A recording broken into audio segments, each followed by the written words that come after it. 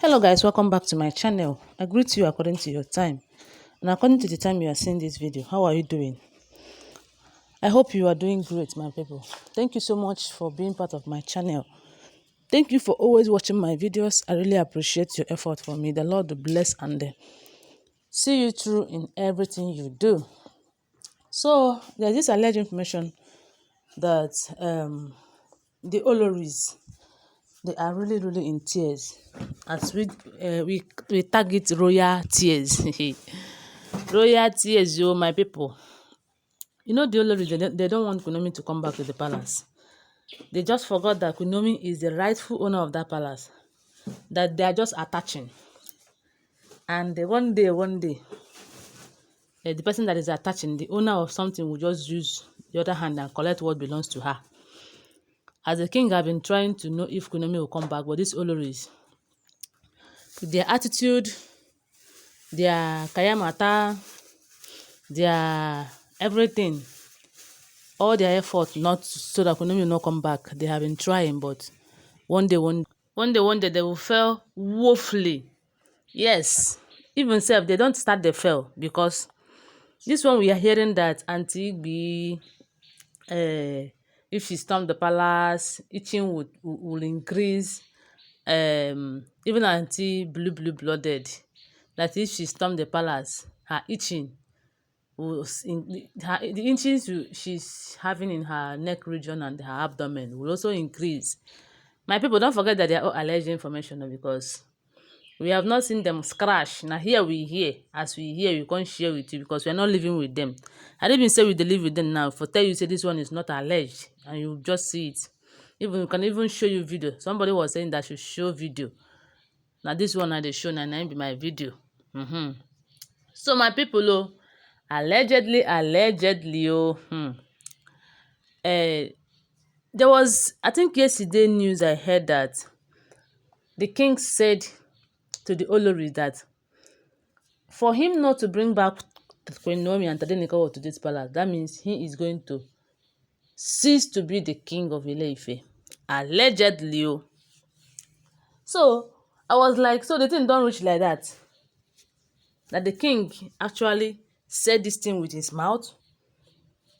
Like seriously. I don't just know. Now what I hear. And when he said this thing, the Olories we are not at rest. Like they were worried, like this thing don't reach this level, because excuse me, some of them thought that the QueenNaomi had been using jazz on the king. That is why the king loves her so much. That QueenNaomi had been using jazz. QueenNaomi had been using jazz. And I was like, the only jazz that QueenNaomi is using on the king is prayers. Even if QueenNaomi use the kind jazz that these people are using on the king will not even turn their way to look at them. But the only jazz that QueenNaomi is using is the word of God. God helping her. God knowing fully well that she is the rightful owner of that Ooni of Ife. That these people are just taking what doesn't belong to them.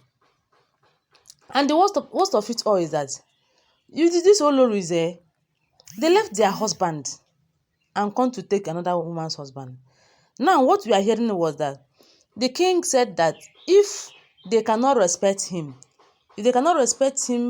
and do whatever he asks them to do, stay wherever he asks them to stay, because we heard that Auntie Ooni came to the elders crying, saying that if she leaves the palace, that is the worst thing that will ever happen to her in this life.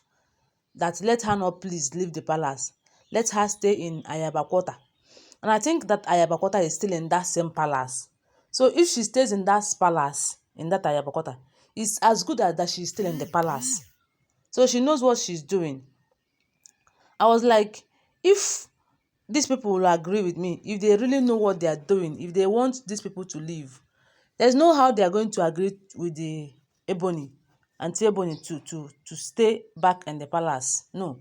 Let her go where others are going, or else she just divorced the king. And she was busy saying that the king, their marriage have started long years ago. How many years ago? That they started marrying spiritually before even coming physically. That if the king does this to her, she will never ever forget it, and she will never forgive the king. And this is going to be the worst thing that the king will do to her. Now, what we are hearing was that the king told all of them that since you don't want to be obeying me, you don't want to respect me, you don't want to show me that I'm the woman you said I married, you are marrying, that is, I'm the head of you.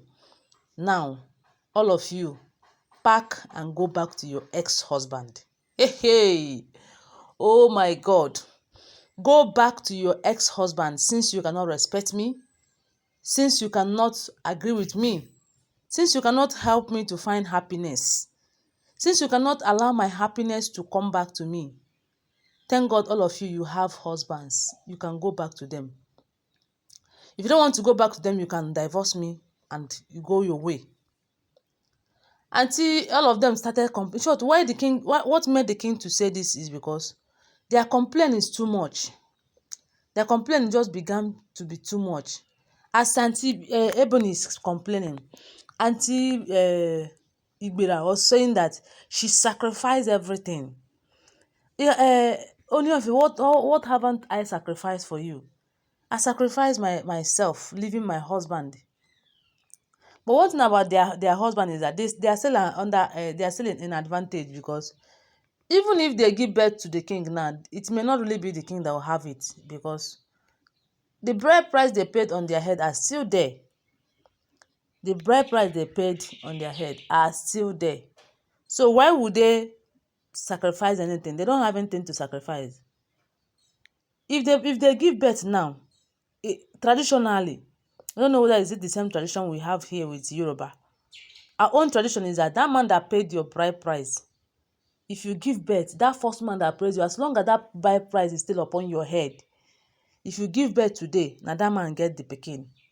Nobody go drag am with am.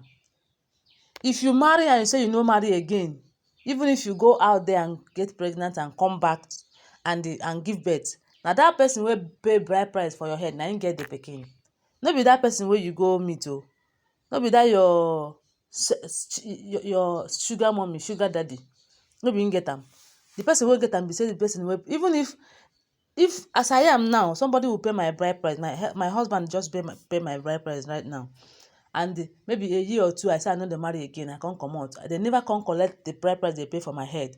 Another person will come and pay. In short, that person that even going to pay bride price on top of bride price that another person have paid, that person, e dey okay. Let's just say it like that. Okay, that person no finally pay bride price upon the bride price that another person have paid. That one na jara bride price wey e be. That one, it doesn't count. The bride price that count is the first one that the first man paid. So if these people now, this one they are trying to give birth for the king, if they give birth, the king is not even the owner. Anyway, let me not put mouth for wetin no concern me, but I know that the king have told them that if they don't want to respect and help him find back his love, that they should go back to their ex-husband, so that QueenNaomi will also come back to her own husband, that QueenNaomi have a husband. And they all started crying. Why are they crying? I didn't sabi. Anyway, don't forget that they are all alleged information, because me, I was not there at the Palace of Ife Kingdom. Thank you. I love you guys. Bye.